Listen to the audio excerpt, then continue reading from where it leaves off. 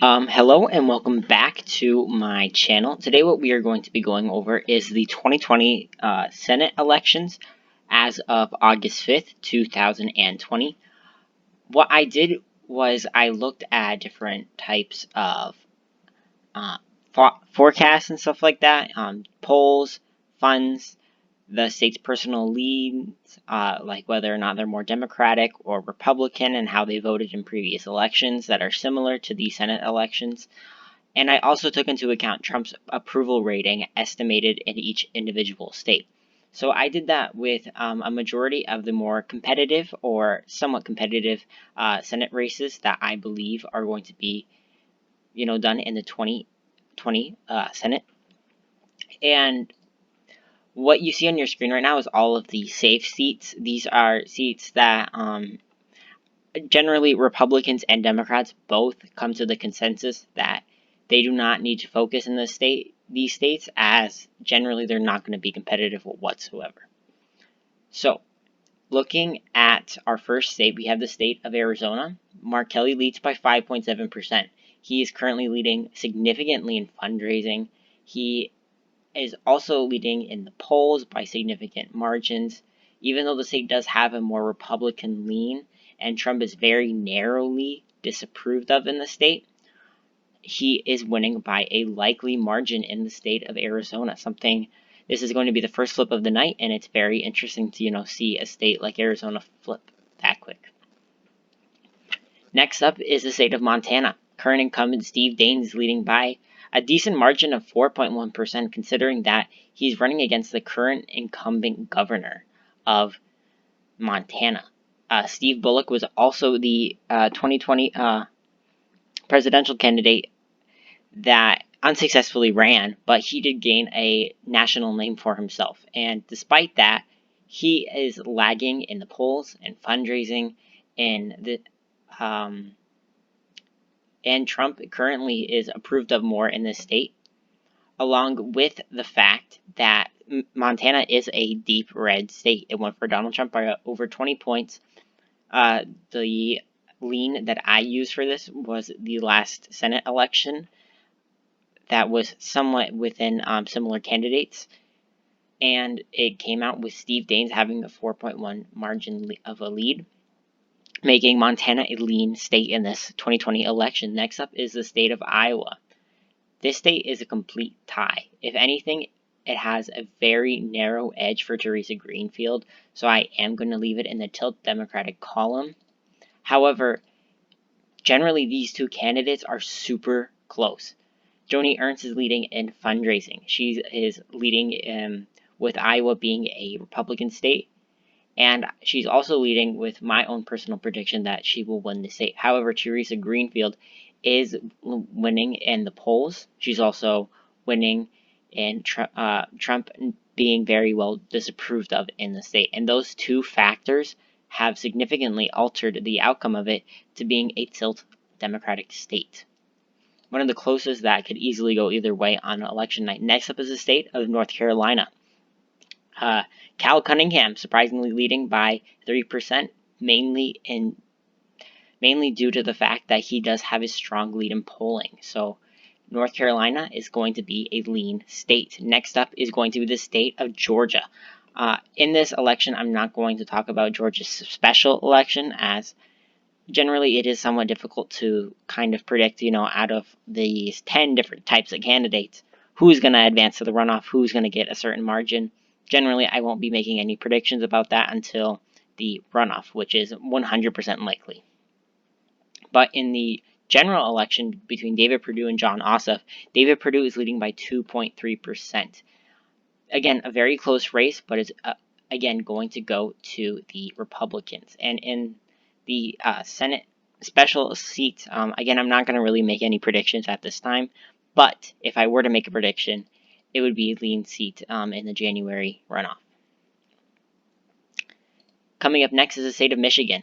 This is a state that the Republicans really hope to kind of flip due to the fact that they did take Michigan back in 2016. However, with Trump giving up this state and Gary Peters being very well liked, I don't know why I put him for polls as 23. I Actually, I'm going to need to fix that. So yeah, he didn't win by such a big lead. I just made an error in the polling. I believe that changes it to about a 9.7% lead. I should fix that. By the way, each of these things are weighted due to their importance that I think is for their each of their races. You know, if there's a lot of polls, the polls will count more. If candidates and more things like that are being invested in, then generally I'm going to think that they are going to be, doing better.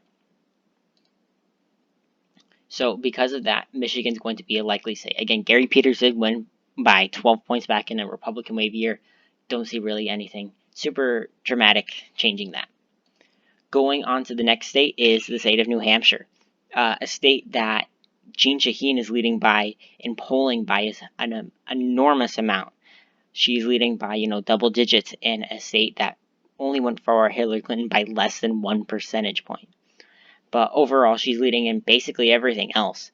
And because of that, I'm going to give the state of New Hampshire to Jean Shaheen by a safe margin, which is absolutely crazy to think of, considering the fact that New Hampshire is always close, but, it is what it is. Coming up next is the state of Maine. I'm sorry if you keep hearing my dog. He keeps having nightmares. But next up is the state of Maine. Sarah Gideon's leading by a huge margin of 8%. This is mainly due to the fact that she's leading very significantly in fundraising. She has raised a lot of money even before her run to unseat Susan Collins due to the fact of Susan Collins and her Kavanaugh vote. The Democrats are very much so energized in the state where, basically they have a Democratic trifecta, except for the fact of, Susan Collins being the Republican senator. This would be a flip to the Democrats by a likely margin. Personally, I do not see it going that way on the day. I think it would be, if anything, a lean, as you can see by my personal predictions. But, as this is an aggregate, generally I think that this might hold true. Coming up next is the state of Texas, a state that, the Democrats are really hoping to have a play for. Joe Biden actually putting in a substantial amount of money and trying to flip the state, despite the fact that this is a massive state and despite of its very large population. Generally, it is a Republican identity. Well, it has a Republican identity, sorry. And because of that, John Cornyn is winning by 10.5%. John Cornyn is also quite a popular senator, so this really does come at no surprise. Coming up next is the state of South Carolina. Jamie Harrison is currently trailing Lindsey Graham by 6.5%. Back in 2018, I believe, the race for governor was only decided by, I think, between 8 and 9 percentage points, which in a state that was formerly solidly Republican, a Democrat really could not win a Senate race, a governor's race. They were gerrymandered to only have about one district for the longest amount of time. This state has been trending more and more Democratic, and because of that, it is going to be in a likely margin. But, the Democrats definitely could pick up the seat if, all goes well for them on the night. Coming up next is the state of Alaska. This is going to be a state where there is not a lot of polls, just like in South Carolina. However, Dan Sullivan has been leading in fundraising. Alaska also has a very strong Republican lean, and Trump is very narrowly approved of currently at this time in the state of Alaska.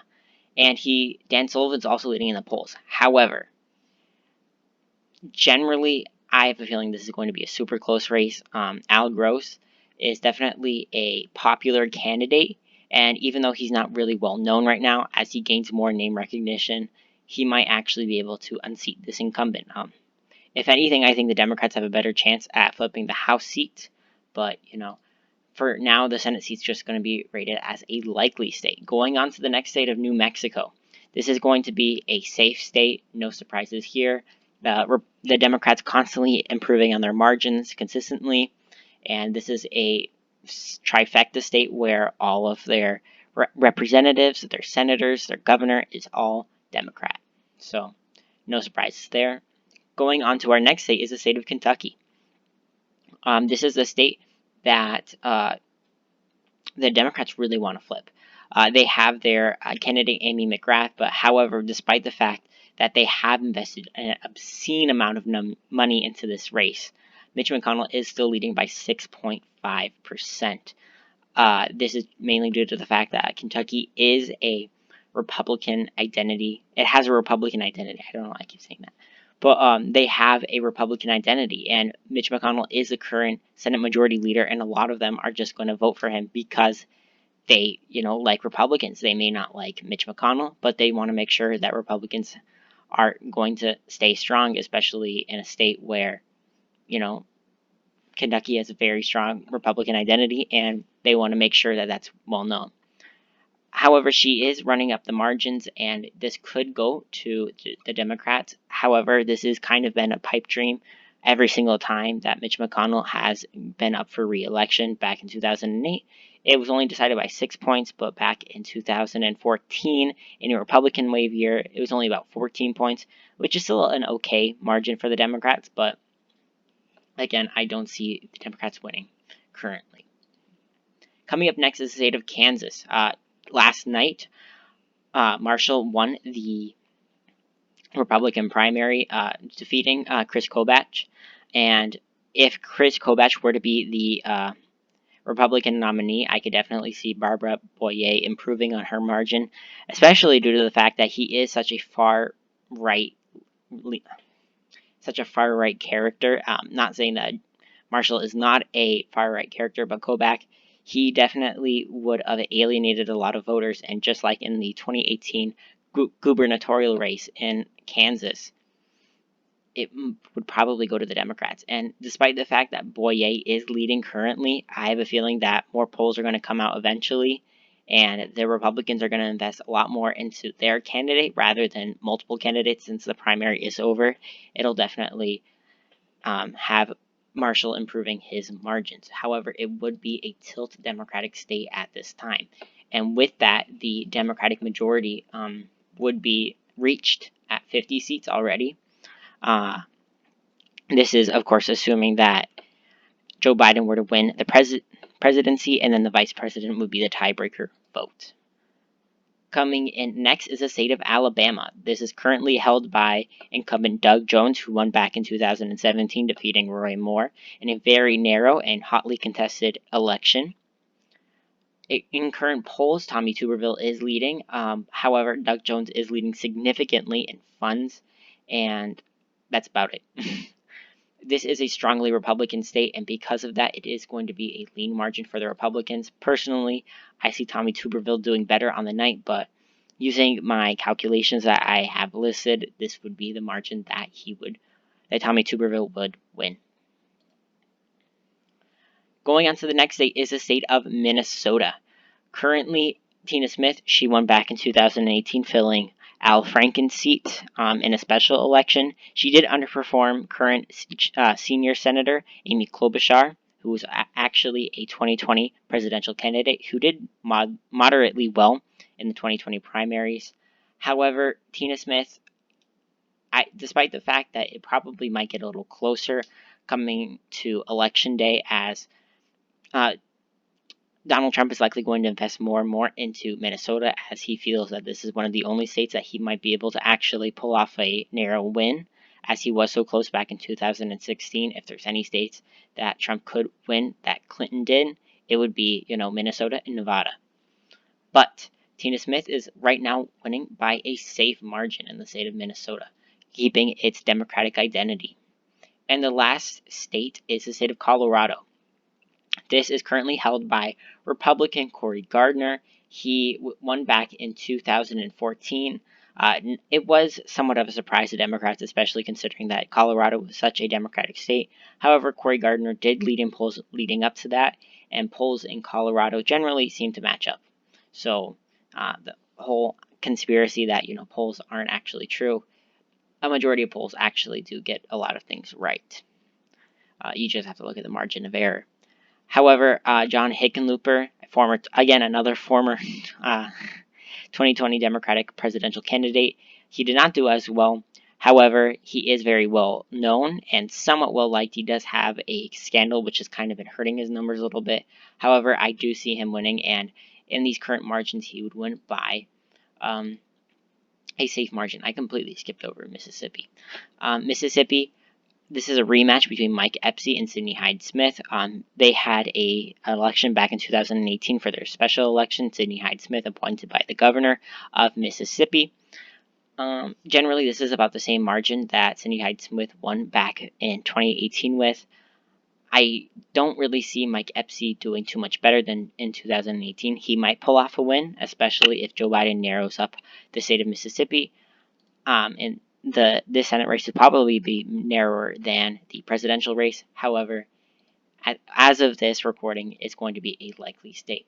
So, according to a numerous amount of factors, recent polling, recent fundraising numbers, the candidates actually being decided in a lot of these races, this is my current Senate map. So the Democrats would win their majority, a solid majority, even if Donald Trump were to win the election. The Democrats would gain 52 seats to the Republicans 48, with two independent senators caucusing with oh my goodness, I don't know what that was. With two independent senators caucusing with the Democrats. So thank you guys so much for watching. I hope you enjoyed this video. Please leave me comments and suggestions down below, and thank you.